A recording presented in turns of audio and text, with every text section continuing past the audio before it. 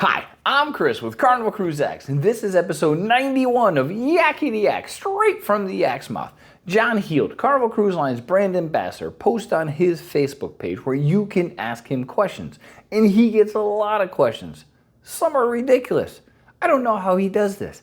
But anyway, he answers the questions, and we read the questions. We take the cool, the funny, the weird, the myths. We put them here for you so you don't have to read 1,000 questions a day like he does. On today's episode, we're talking about faster to the fun and dropping your bags off in the room. Is bottled water included in the soda package? They're active duty and they got orders. Coffee before 7 a.m. at the shops, and a honeymoon cruise, and her passport has her old name.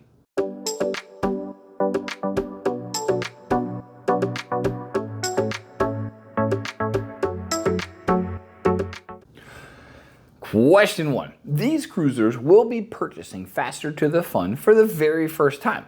They know they'll be able to go off to their room and drop their bags off early, but they wondered if it was also okay to put a few items in the safe at that time. John said yes, it is absolutely fine to do, but please do it as quickly as you can, because it takes time for the housekeeping department to get everything ready. So if you're lounging around in the room, dropping off your bags, doing the safe, this, that, and the other, they can't get your room ready and they got to move on to the next one. So yes, it is okay. Please do it as quickly as possible. Question 2. This cruiser wanted to know if bottled water is included in the soda package, or bubbles as they call it. John said no, it's not. So if you buy the bubbles package, you can't get unlimited water. That said, we do know bottled water is part of the Cheers package. So if you buy Cheers, or if you were lucky enough to get drinks on us everywhere from the casino, bottled water is included in that. It is not included in bubbles. So if you like to drink a lot of water, buy the Cheers package, because even I think it's $2 or $3 a bottle these days. It'll work itself out. Speaking of like, if you like what you see and you like cruising content, please like and subscribe. We would greatly appreciate it. All right, question 3. This cruiser wanted to know if an active duty Marine got orders and couldn't go on a cruise, can they get a refund, or is it cruise credit only? They're trying to decide if they need to buy additional insurance in case that happens. A, thank you for your service. B, here's the answer. John said it would be a future cruise credit, but of course they would be happy to help. So please call Carnival and they will get everything over. You're not going to lose any money. We always recommend the insurance anyway, but for this particular case, everything that you paid will be on a future cruise credit. Question 4. This cruiser is an early riser, and their only complaint is they cannot get a cup of coffee before 7 a.m. on certain days. They wake up at 5 a.m. and started hunting for coffee and was disappointed. John said there is coffee available 24 hours a day from at least one machine on Lido.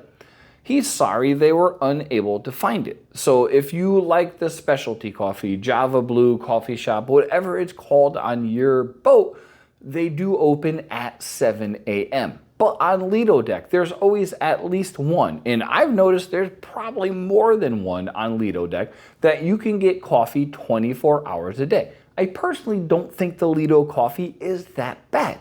And I'll normally drink it black or a little bit of cream. And they change the creams quite often. So yes, coffee 24 hours a day in the shops. If you want a specialty coffee or you like getting it from the specialty coffee shops, 7 a.m. is the earliest. So you might have to get a Lido Deck cup of coffee and then a specialty one. Just me.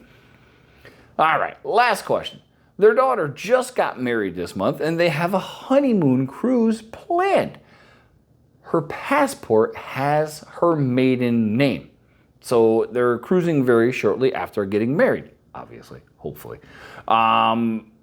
What does she need to provide? Does she just have her marriage license? They don't know. That's why they're asking John.